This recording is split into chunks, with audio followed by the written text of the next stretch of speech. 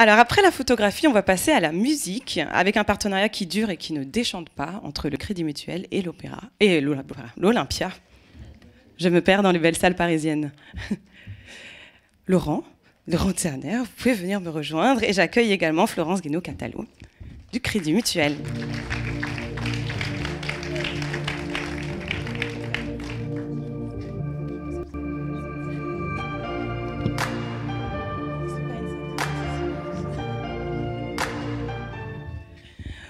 Bonjour à tous les deux. Alors je vais commencer avec vous, Florence. Je pense que les gens connaissent l'engagement du Crédit Mutuel dans la musique, mais peut-être pas l'ampleur finalement et sa diversité. Alors une question pour commencer, quand on donne le la, comme le dit le Crédit Mutuel depuis 20 ans, ça donne quoi? Ça représente quoi concrètement? Alors oui, effectivement, le Crédit Mutuel donne le la depuis 20 ans, donc ça dure. C'est une histoire d'amour. D'ailleurs, j'aime beaucoup le titre de votre séquence, hein, quand on a la musique dans le sang. Aujourd'hui, ça se traduit par des partenariats de longue durée, des partenariats d'émissions cultes, populaires, à la télévision, à la radio. C'est plus de 1000 émissions qu'on parraine chaque année. C'est aussi le soutien d'artistes. Donc l'année dernière, on a soutenu une 40aine de concerts, 6 tournées nationales. Et puis c'est également au plus près des territoires, donc à travers les festivals notamment, et les salles, évidemment, avec Laurent et notamment la salle mythique de l'Olympia, mais il y en a partout en France. On soutient aussi une 30aine de salles pour favoriser le lien, l'accès à la musique, toutes les musiques, les talents professionnels ou amateurs, et effectivement faire en sorte que l'accès à la musique soit possible, quel que soit le territoire. Donc c'est une histoire qui dure. Et c'est une histoire qui se fait au niveau national, mais aussi beaucoup au niveau local dans les différents territoires. Comment est-ce que vous arrivez à mesurer, ou pas même financièrement, l'engagement du Crédit Mutuel dans la musique? Est-ce que ça se mesure? Alors oui, ça se mesure très classiquement puisqu'on travaille par le biais des partenariats. Donc on a l'approche classique, montant investi par rapport à la visibilité fournie, on va dire, par le partenaire. Mais nous, on va un peu au-delà parce que c'est des vraies histoires sur le long terme qu'on construit, en national, mais aussi sur les territoires, comme vous le disiez. Voilà, nous, on a un réseau de fédérations très inscrits dans les territoires qui mènent aussi leurs propres partenariats.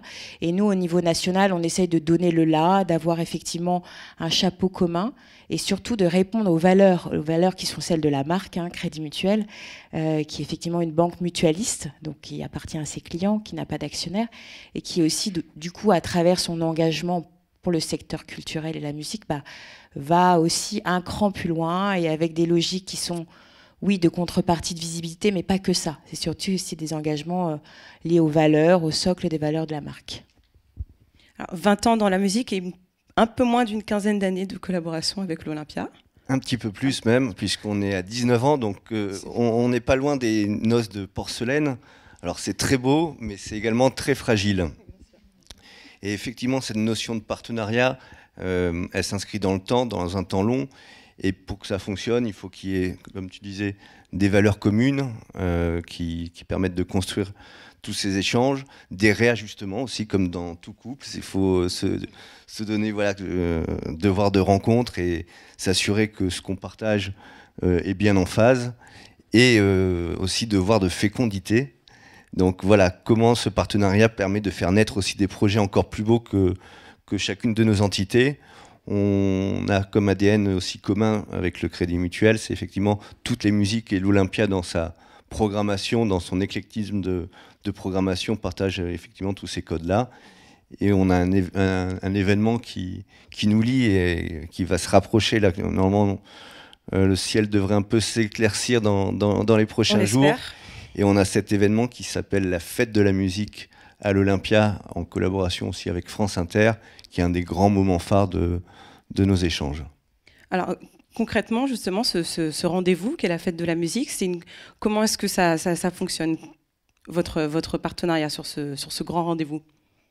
Alors ça se passe à l'Olympia, c'est financé par le Crédit Mutuel et tout le plateau artistique est amené par France Inter. Donc c'est un événement gratuit, c'est à destination d'un public gratuit. C'est l'événement un peu phare aussi de la fête de la musique qui a fêté il y a 2 ans ses 40 ans. 40 ans de fête de la musique, c'était assez révolutionnaire. Et c'est un événement alors avec un plateau artistique incroyable. Et pour moi, en tant que patron de salle, c'est peut-être le moment le plus désagréable parce qu'il y a tellement de succès qu'on se retrouve en amont du concert avec plus de 6000 personnes qui attendent de pouvoir franchir les portes de l'Olympia. Donc on a une queue qui fait tout le tour du boulevard des Capucines qui remonte jusqu'à la rue Scribe. Et donc on a 6000 personnes qui attendent de pouvoir rentrer pour voir effectivement un plateau à la fois international, la nouvelle scène française très très fort. Et à un moment, on sait très bien que les gens vont pas rentrer.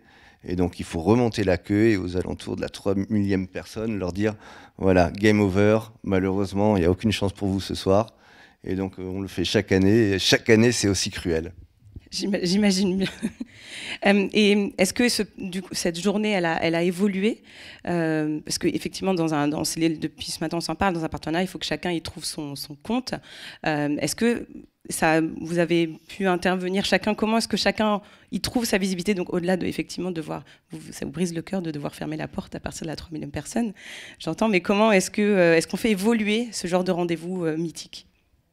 Alors, au-delà de la programmation qui évolue chaque année et qui apporte beaucoup de surprises, je pense que nous, au Crédit Mutuel, on est resté fidèles aussi à notre partenariat officiel qu'on a avec le ministère de la Culture depuis 2009.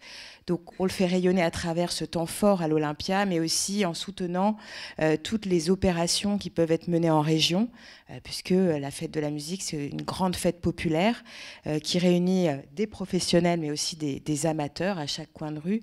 Donc, c'est aussi en donnant le là à ce temps fort populaire. Et on a construit également tout récemment le before de la fête de la musique. Donc c'est avec Rifix, la plateforme du Crédit Mutuel. C'est en amont de la fête de la musique le 21. Il y a le 20, une soirée où il y a un jury qui va justement sélectionner tous les talents de demain. Et c'est l'occasion d'échanger, de partager, de vivre encore aussi un beau moment avec le Crédit Mutuel. Alors justement, donc, le Crédit Mutuel et l'engagement dans la musique, il a forcément été chamboulé il y a quelques années par le Covid. Quand même, un des enjeux assez central d'un partenariat culturel, c'est souvent la visibilité. Est-ce que quand le secteur de la musique et de la musique live notamment est aussi impacté, est-ce qu'on se pose la question, là où la visibilité va manquer par définition, est-ce qu'on se pose la question quand on est du coup un annonceur? Alors oui, je pense que c'est normal de se la poser. Après, nous, au Crédit Mutuel, ça a été assez évident de maintenir notre soutien. Donc, parce qu'effectivement, c'est un engagement de long terme, que c'est fidèle à nos valeurs. Donc, nous, on a pris ça comme un soutien au secteur, de maintenir effectivement tous nos engagements, c'est-à-dire que tous les festivals qu'on soutenait en 2018-2019, on a maintenu notre soutien quand ces festivals ont eu lieu, parce qu'un certain nombre ne se sont pas tenus, où on a accompagné la transformation aussi du format, puisque beaucoup aussi se sont transformés en format hybride ou 100% digital. Donc c'était aussi très intéressant de voir comment il y avait une évolution à ce niveau-là. Donc oui, on se pose la question, mais pour nous, c'était assez naturel de maintenir notre soutien financier. Alors, si pour le Crédit Mutuel, c'était assez naturel, je peux dire que ça n'a pas été le cas pour tous les sponsors et tous les partenaires. Et c'est pour ça qu'on mesure encore plus la chance qu'on a d'avoir cette relation-là, puisque effectivement, comme tu l'évoquais, les dernières années ont été marquées par, si on revient en novembre 2015, les gilets jaunes, la crise Covid, ça a impacté fortement le spectacle vivant et l'activité des salles. Et avoir un partenaire qui nous soutient dans les moments les plus difficiles, ça donne encore plus de valeur à notre relation. C'est aussi ça, l'engagement culturel doit aussi nourrir la marque. Et cet engagement, il est parfois testé. Finalement, c'est peut-être la différence entre une opération juste principalement opportuniste et quelque chose qui va venir nourrir la marque Crédit Mutuel dans le long terme. Oui, tout à fait. On est très attentif aux audiences, effectivement. On a une approche marketing aussi hein, quand on choisit les artistes qu'on soutient. Donc voilà, on ne s'affranchit pas de ça. On utilise aussi la musique dans nos territoires de communication. Je pense d'ailleurs, Laurent, quand on avait tourné la saga, notre saga publicitaire Crédit Mutuel, qui a plus de 10 ans, donc à l'Olympia. Donc on fait parfois se croiser les territoires de communication et on voit que ça fonctionne, en tout cas à travers nos études, que c'est un territoire qui nourrit positivement la marque et permet aussi de toucher des publics plus jeunes aussi, notamment à travers les soutiens de jeunes artistes, hein, comme tu citais avec l'initiative Rifix. Voilà, c'est effectivement des axes qui nous soutiennent positivement en tant qu'annonceurs. Alors, rapidement, on s'est beaucoup parlé de musique, mais le Crédit Mutuel, l'engagement culturel du Crédit Mutuel, ce n'est pas uniquement la musique, c'est aussi un engagement pour la lecture. Vous pouvez nous en dire quelques mots ? Oui, et j'étais intéressée tout à l'heure, effectivement, d'écouter le débat sur le soutien du secteur privé à l'éducation et l'accès à la culture, notamment.